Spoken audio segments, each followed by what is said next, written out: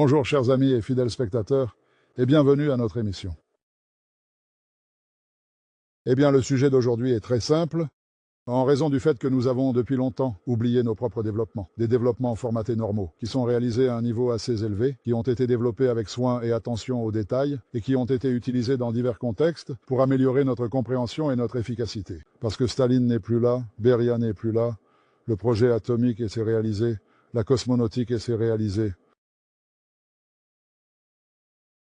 Les centrales nucléaires, eh bien celles qui ont certainement créé le prestige de l'Union soviétique, ont été réalisées.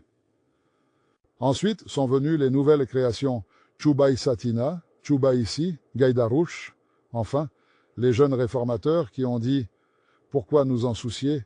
Nous avons assez de matières premières et nous allons tout vendre et acheter tout ce dont nous avons besoin en échange. » Et tout cela a été détruit. Et maintenant ils s'étonnent, sans mentionner que l'Union soviétique ne fabriquait que des bottes en caoutchouc. Bien que je vois qu'en termes de robotisation, l'Union soviétique était en deuxième position après le Japon, mais on n'en parle pas. Les Américains, lorsqu'ils ont capturé le MiG-25, ont seulement alors découvert que nous avions des robots de soudage qui commencent à souder le longeron central à un point et le terminent à un autre.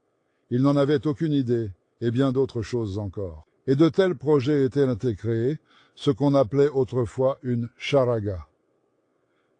Qu'est-ce qu'une charaga? Mais à cette époque, beaucoup de dénonciations étaient écrites, vraiment beaucoup. Staline a même écrit sur la résolution de Khrouchtchev « Calme-toi, imbécile », car cela devenait impossible d'aller plus loin.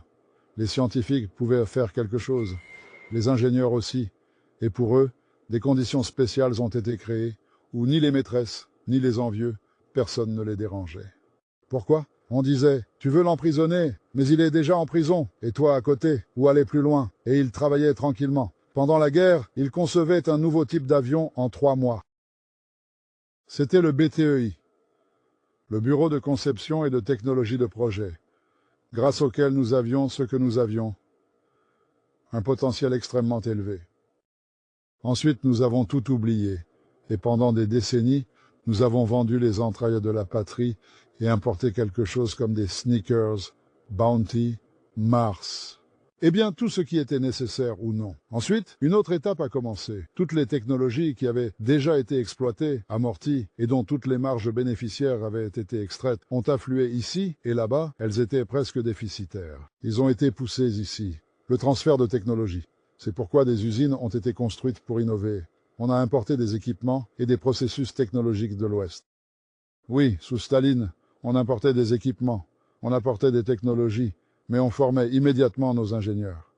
C'est ainsi que sont apparus les tours DIP 500, DIP 300. DIP signifie que nous allons rattraper et dépasser ce qui a été fait. Et c'est pourquoi tout le monde court partout en demandant « Quand commencerez-vous la production ?» Quand commencerez-vous la production? Je dis « Jamais ». C'est une blague, une blague. Je dis « C'est-à-dire comment? Vous êtes pourtant obligé. » Je dis « Moi? À qui suis-je redevable? À la patrie? Oui. Aux parents? Oui. Aux enfants? Oui. À vous, à quoi suis-je redevable? Aux investisseurs? Oui. À vous, à quoi sommes-nous redevables? Lisez le nom du projet. Ils lisent « Basé sur la technologie, le développement et la mise en place de la production ». Ressentez-vous la différence entre la mise en place de la production et la production à grande échelle? C'est quelque peu différent. Qu'est-ce que le développement, en gros? Ce ne sont pas des dessins sur papier, mais une ligne de production sur laquelle un produit spécifique est fabriqué de manière industrielle, mais dans des volumes déterminés. Pourquoi est-il nécessaire de faire cela? Pour que le client, une personne simple, ait beaucoup d'argent et le désir de gagner. Et comme à une époque on a beaucoup trompé avec les nanotechnologies, qu'est-ce que les nanotechnologies? Eh bien, un spécialiste des nanotechnologies a promis que la division Kantemirovskaya serait décomposée en atomes et téléportée puis réassemblée là-bas avec une bombe à hydrogène. Et c'est ainsi que la nanotechnologie a pris son essor. Rappelez-vous l'histoire où un Japonais a envoyé quelque part un atome ou un électron et quelqu'un d'autre a envoyé aussi. Mais en fait, honnêtement, qui a inventé la téléportation? Les Russes. Ils disent « Va te faire voir » et la personne disparaît en un instant, n'est-ce pas? Téléporté, téléporté, le téléporteur, Voilà la nanotechnologie. Bien que, en réalité, c'est tout à fait autre chose.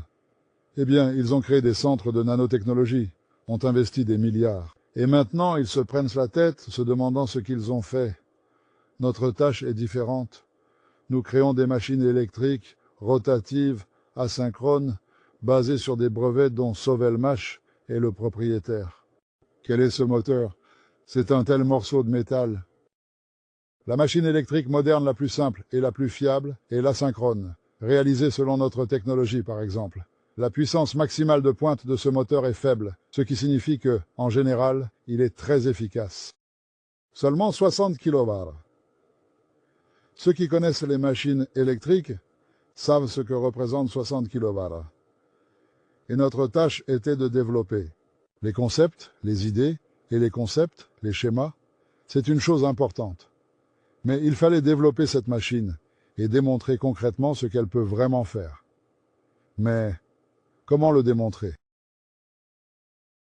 Beaucoup disent, montrent dans des vidéos, j'ai branché, allumé, et ensuite regarde, je ne peux même pas l'arrêter avec un bâton.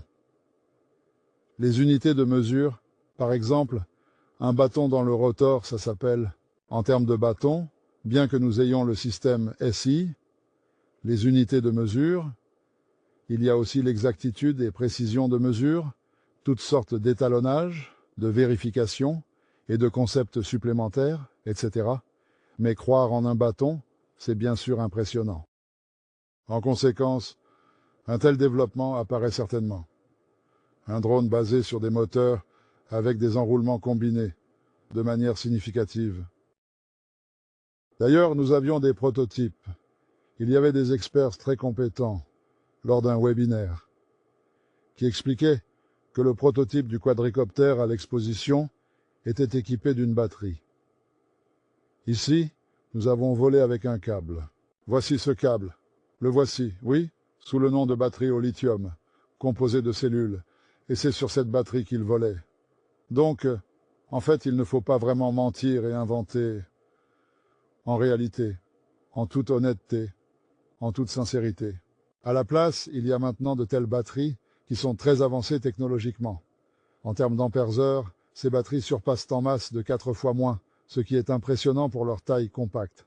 Eh bien, nous avons fabriqué cette machine avec beaucoup de soin et de précision, en utilisant les meilleures techniques disponibles. Pour la fabriquer, il faut une série d'équipements technologiques tels que des imprimantes 3D, des machines CNC et des logiciels de conception assistés par ordinateur. Et pour que BTEI remplisse efficacement les fonctions de fabrication de prototypes et leurs tests rigoureux, un équipement spécial, comme des bancs d'essai et des simulateurs, est absolument nécessaire.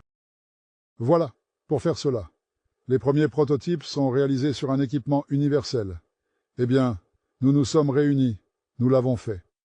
Et ensuite, allons-y.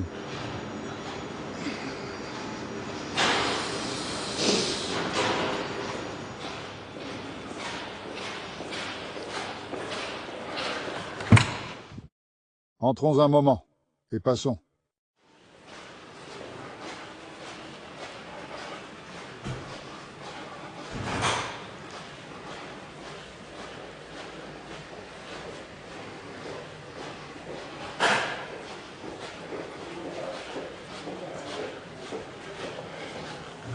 Pour savoir exactement ce que nous avons fait, il faut disposer de cet équipement à notre disposition.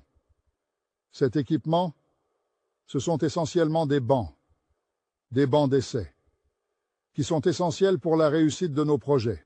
Ici, sur ce banc, il y avait récemment encore un moteur puissant et efficace pour le fameux MOT.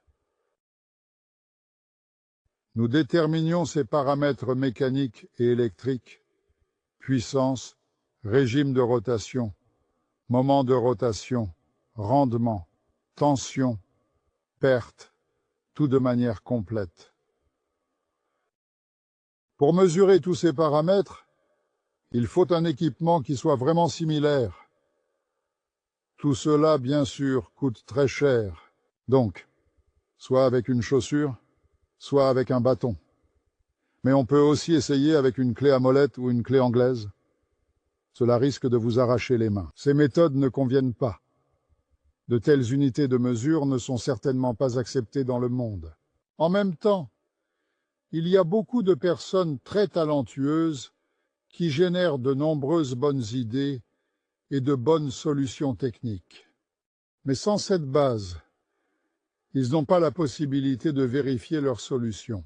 Et quand on commence à me dire qu'il faut vraiment faire quelque chose dans le garage, faites-le absolument, essayez, montrez. Parce que là-bas, il y a un variateur de fréquence pour l'alimentation. Là-bas, il y a un variateur de fréquence pour alimenter les échantillons de test. Tout cela est très cher. Très cher. Mais l'État s'est tourné vers les développeurs de cette manière et a fait ainsi, en effet, certainement. Il dit embrassez, mais vous n'obtiendrez rien. Désolé pour le jeu de mots, mais c'est ainsi.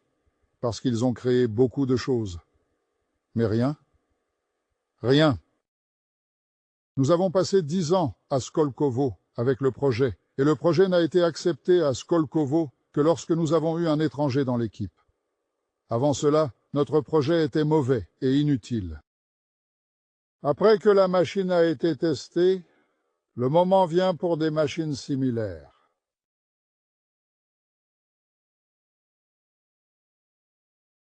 Qu'est-ce que c'est que cette petite machine ? C'est une machine qui nous permet de déterminer ce que le moteur avec l'hélice donne en combinaison. Quelle hélice est optimale? Quels angles d'attaque? C'est un banc d'essai pour les entraînements, le système de propulsion. Sans ce petit mais essentiel appareil, on peut fabriquer des systèmes de propulsion pour les quadricoptères. Mais c'est difficile. Avant l'apparition de cette petite machine, nous utilisions un appareil légèrement différent. Je vais vous montrer maintenant. Mais cela ne permettait pas de mesurer tous les paramètres, mais l'un des principaux avantages, c'est qu'on peut pratiquement le mettre dans un garage, ce qui est pratique pour le stockage et la protection contre les intempéries, tout en économisant de l'espace à l'extérieur. Le fameux levier d'Archimède, qui disait « Donnez-moi un levier, et je soulèverai la Terre entière », est bien connu. Donc, cet appareil est composé d'une table chargée, une poutre. Voilà, une grue-poutre, avec laquelle nous accrochons le dynamomètre et mesurons comment tout cela exerce une pression. C'est la méthode traditionnelle que nous utilisions autrefois, avant l'apparition de l'équipement moderne et approprié. S'il n'existait pas, eh bien le résultat serait tel quel, c'est-à-dire inchangé et sans amélioration possible. Maintenant, allons découvrir l'équipement sophistiqué et innovant qui nous permet de réaliser des échantillons expérimentaux précis et fiables. Cet équipement est essentiel pour garantir la qualité et l'exactitude des résultats que nous obtenons lors de nos expériences scientifiques.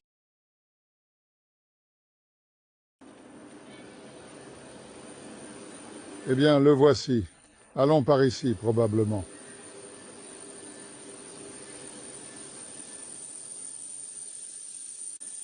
C'est une section de machines-outils de tournage-fraisage.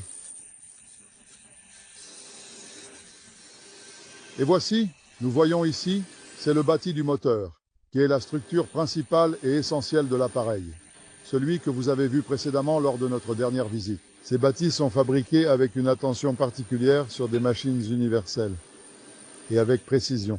Sur ces machines, nous fabriquions avec une attention particulière les bâtis. Sur ces mêmes machines, nous fabriquions également à l'époque les moyeux pour les vis, avec une grande précision. Tout est absolument parfait, tout va vraiment bien. Un seul problème, le prix est vraiment comme une aile d'avion. Et ces machines-là, ce sont des fraiseuses CNC, utilisées pour usiner des pièces avec une grande précision. Ces machines sont cruciales. Et ici, il y a des tours majestueuses, une section impressionnante. Oui, voilà, la section aussi, on peut clairement voir. Oui, c'est le tournage en cours, qui est vraiment fascinant à observer. Ces machines permettent de réaliser des prototypes, mais leur coût de revient est exorbitant. Parce que pour une seule pièce, on passe énormément de temps à la concevoir, à la planifier et à la réaliser en s'assurant que chaque détail est parfait. Mais à un certain stade, il est absolument impossible de s'en passer. Pour que ces machines fonctionnent avec une bonne qualité, faites attention. Ici, le sol est divisé en sections, certainement. Les machines sont placées, regroupées selon ces sections, aux frontières, pour que les vibrations ne se transmettent pas et n'affectent pas. En dessous, un grand coussin de sable est installé pour éviter la transmission.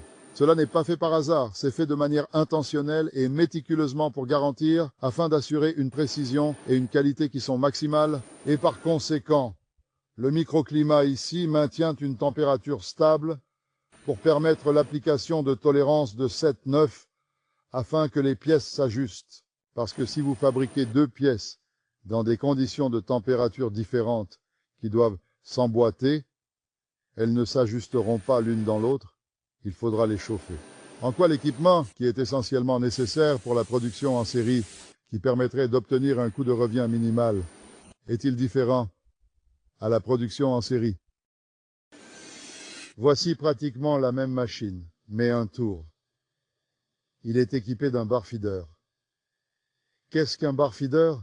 Ici, dans cet endroit particulier, nous procédons à charger la barre de chargement, nous lançons ce programme spécifique, ensuite nous nous apprêtons à effectuer l'entretien ou nous atteler à travailler sur d'autres types de machines et à la sortie de notre processus de fabrication, qu'avons-nous exactement? Nous avons des électrodes prêtes pour le contrôleur, un dispositif crucial qui va gérer les moteurs du bateau à moteur avec précision et efficacité, assurant ainsi un fonctionnement optimal. Le contrôleur, notre logiciel, puis vient le traitement final, et ensuite nous obtenons des produits finis de manière extrêmement efficace et efficiente à un coût de revient minimal. Mais ce n'est pas tout, car ce ne sont que les électrodes.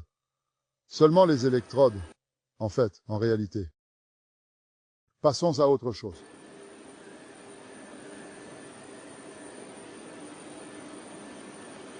Nous passons, et encore nous passons, et encore nous passons, et encore nous passons entre les machines. Dans les armoires, il y a des outils. Dans les armoires, il y a des pièces. Vous voyez, c'est ici, dans cet endroit précis et crucial, que se fait la base du contrôleur, le radiateur, qui est essentiel pour le bon fonctionnement. Parce que nous allons fabriquer le lot expérimental de cette manière, afin de tester et d'évaluer les performances de notre nouvelle approche.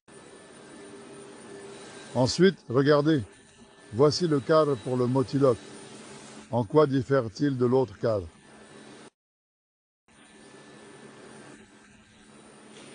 Il est allégé. C'est une des options, mais ce n'est pas la version finale. Nous fabriquons cette ébauche de cadre à l'aide d'une machine sophistiquée appelée coupe-tube, qui réalise l'ensemble du processus de manière efficace et précise, automatiquement, avec une intervention humaine minimale et une efficacité remarquable, efficacement. Cette machine MA 3600 est une presse à injection thermoplastique moderne et avancée, qui permet d'installer un moule de manière efficace et précise. Ici, il y a un moule spécialement conçu pour le moulage de la poignée ergonomique de la meuleuse d'angle, assurant une prise en main confortable. Là, pour la meuleuse d'angle, il y a encore, voilà les moules. Celui-ci est pour le boîtier, qui est essentiel pour protéger les composants internes. C'est fait pour l'installation de la turbine, qui permet de générer la puissance nécessaire. Et voici la matière première, soigneusement sélectionnée pour garantir la durabilité. Cet équipement fonctionne cependant avec une intervention humaine minimale. On charge la trémie, et ainsi ça fonctionne. Voici l'équipement laser, un dispositif avancé et à la pointe de la technologie. Avec cet équipement laser innovant et spécifiquement conçu, on fabrique des plaques précisément pour des échantillons expérimentaux. Vous voyez la vitesse et par conséquent, le coût de revient, en observant attentivement et en analysant chaque détail de manière approfondie. Ensuite, ces plaques, qu'elles soient de métal ou d'un autre matériau, arrivent à l'atelier de manière soigneuse et précise, dans un atelier spécialisé où, par segments minutieusement préparés, on assemble avec précision des paquets de fer stator-rotor qui sont ensuite soigneusement soudés pour garantir une performance optimale. Tout cela est en réalité très laborieux et ne convient que pour des travaux expérimentaux, pour ensuite vérifier en laboratoire, et alors, en comprenant clairement que nous avons obtenu le résultat souhaité, on peut engager des dépenses pour l'achat de l'équipement. Parce que l'équipement coûte très cher et les accessoires ne sont pas moins coûteux, Vraiment? Eh bien, voici le coupe-tube. Ceci est qui fabriquera tout ce métal, qui est un outil essentiel pour le processus de fabrication pour Motiloc. Nous attendons encore la cintreuse, un outil essentiel pour plier les métaux, afin de fabriquer les pattes, qui sont des supports métalliques nécessaires pour la structure. Ensuite, tout cela, une fois assemblé et vérifié, ira dans cette section. C'est la section de soudage, où encore une fois, une personne, un employé, installera toutes les pièces, et le robot effectuera le soudage et l'assemblage. Encore une fois, et avec une participation minimale des personnes, des employés, tout est orienté vers l'augmentation de la productivité du travail et la réduction des coûts de production. Voici ces tambours. C'est en fait de l'acier électrotechnique déjà découpé, pour ne pas le faire au laser, mais de manière appropriée et en fait hautement productive. Nous allons maintenant avancer. Ici, nous installons l'équipement correspondant. Le rouleau d'acier électrotechnique de grande qualité est installé sur cette machine et est extrêmement important pour le bon fonctionnement de l'équipement. Ensuite, il est soigneusement et méticuleusement tourné à travers le dispositif d'alimentation et ensuite introduit dans le moule. Juste ici. Et ici, cette presse à manivelle et bielle, à l'aide de l'outillage du moule. Presse. Elle est à 5 opérations. Elle presse immédiatement les plaques du stator et du rotor. Juste. Et à travers ces ouvertures, ici sort le rotor et ici sort le stator fini, toutes les 6 secondes, et ainsi de manière à ce que le processus soit bien compris. Participation humaine. Il charge, puis il continue, car cela fonctionne bien. Sa tâche principale est ensuite de remplacer, ou plutôt de mettre en place une nouvelle bobine à la place de celle qui a déjà été utilisée. Voilà, ensuite. Attention. Ensuite, les rotors sont soigneusement alimentés en énergie électrique et installés avec précision dans l'outillage spécialisé de cette machine complexe. Cette machine s'appelle une machine de moulage sous haute pression d'aluminium. Ici, dans l'outillage, l'aluminium est coulé. On obtient ainsi un rotor à cage d'écureuil prêt. Et il part en traitement, en usinage. Ensuite, à nouveau sur une CNC, où un manipulateur prendra les pièces du bunker pour les mettre en traitement et les retirer également. Il n'y aura pas de personne là-bas. De la même manière, les radiateurs pour meuleuse d'angle seront traités. Un conteneur est placé, la pièce brute est prise du conteneur, mise en place, le perçage est effectué, le filetage est coupé, retiré et le manipulateur traite.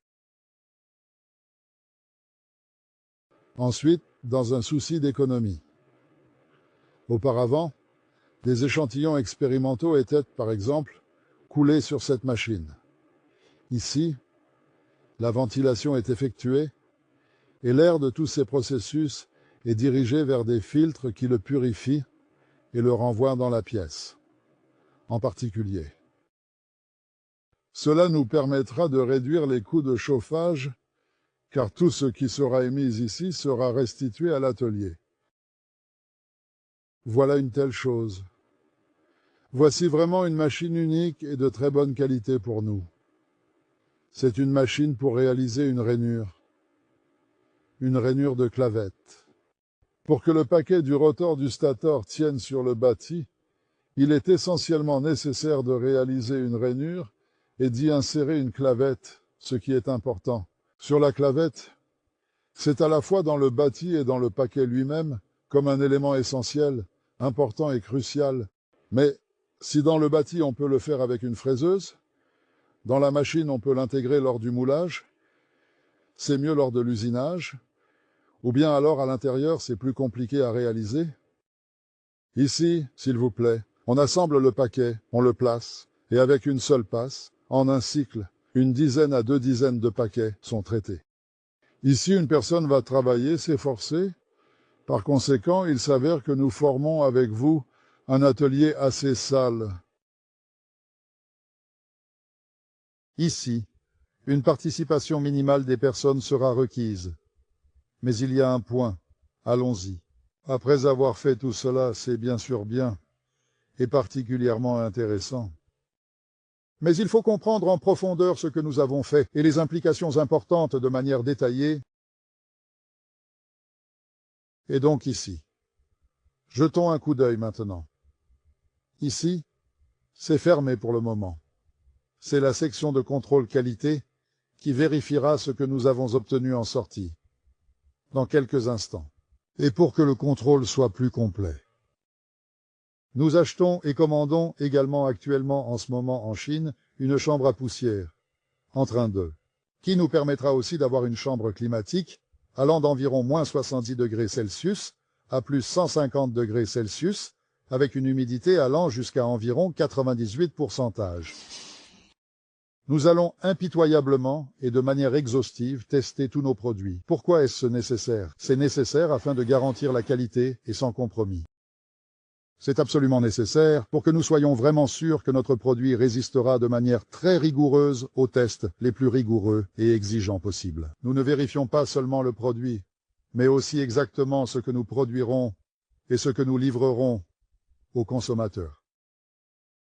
En haut, nous avons une ligne de montage SMD où des contrôles appropriés seront également effectués et un autre laboratoire, c'est le contrôle d'entrée.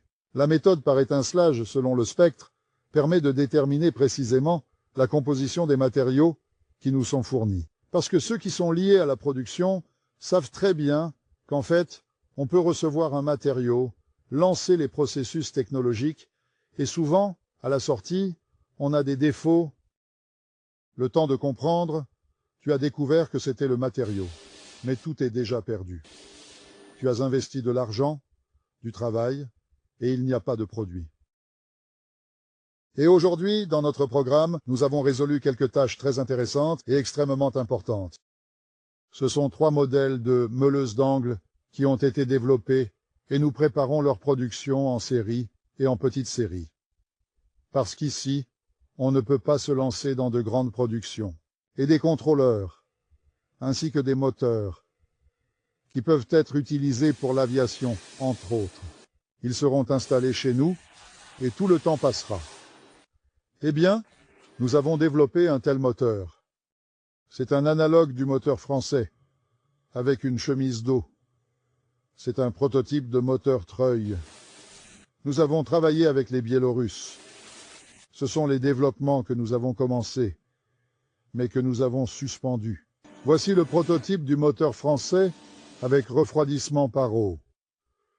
Nous avons commencé à travailler, mais là-bas, je comprends qu'il y avait leurs propres histoires. C'est un prototype du moteur sans réducteur Otis, un treuil d'ascenseur. Nous avons suspendu les travaux pour le moment, mais nous espérons les reprendre à l'avenir. Pour le moment, actuellement. Mais pour montrer, voici le moteur du BTR. C'est en fait industriel. Ce sont les cartes que nous avons réalisées ici avec le montage SMD.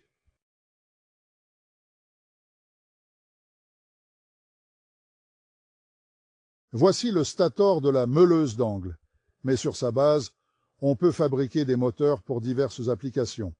Il a un 2P4. Si à 50 Hz, cela fait 1500 tours, alors dans notre meuleuse d'angle, il fait 18 000 tours, 600 Hz. Il tourne, on lui applique 600 Hz, c'est le rotor pour lui. Et pour la production de ces arbres ici, nous attendons l'arrivée d'une machine de forgeage. La machine de forgeage, un équipement industriel avancé, fabrique un arbre à partir d'une barre métallique brute. Ce processus implique plusieurs étapes, notamment la réalisation précise des emplacements pour les roulements et la coupe du filetage. Cette méthode réduit le temps et les coûts de production, diminuant ainsi le coût de revient. Voici les moules pour les thermoplastiques. Ainsi, l'objectif est que le coût de revient de tous les composants ne soit pas supérieur à celui de la Chine, et idéalement encore plus bas. C'est ce que nous visons. Et donc, en fait, le produit du projet n'est pas seulement, en réalité, la production en petite série, mais c'est aussi, en quelque sorte, la ligne de production elle-même. Pourquoi? Parce que si le client veut établir une production en grande série, qu'il voit le marché, il vient, appuie sur un bouton et obtient le produit. Cela lui convient, il en veut ainsi. Eh bien, nous nous asseyons, nous nous mettons d'accord. S'il ne se manifeste pas, nous le ferons nous-mêmes, puis nous vérifierons, ou bien nous en tirerons profit. Parce que toute innovation, pourquoi fait-on la Silicon Valley? On y lance des projets, sur 100, un seul fonctionne, et il rentabilise tout. Car celui qui introduit un nouveau produit, une nouvelle technologie sur le marché, récolte tous les bénéfices, toute la marge. Ensuite, la concurrence commence, ils commencent à faire du dumping sur les prix. Rappelez-vous combien coûtaient les téléphones portables? On achetait des comme ça, oui. Maintenant, eh bien, on en trouve pour 3000. Oui, quelle est la marge là-dessus? Aucune. Et au début, c'était différent. C'est pourquoi nous sommes maintenant au début du chemin. Car les classes lourdes, les classes super lourdes ne sont pas fabriquées. Les moteurs de vol asynchrone ne sont pas fabriqués. Les contrôleurs, ceux sur lesquels nous travaillons actuellement, sans encodeur, ne sont pas fabriqués. Et tout le charme ne réside pas dans le contrôleur lui-même, mais dans le logiciel, qui est également notre développement. Et de tout cela, nous devons certainement tirer le meilleur parti. Voilà, en résumé, en bref ce que nous faisons réellement, en réalité.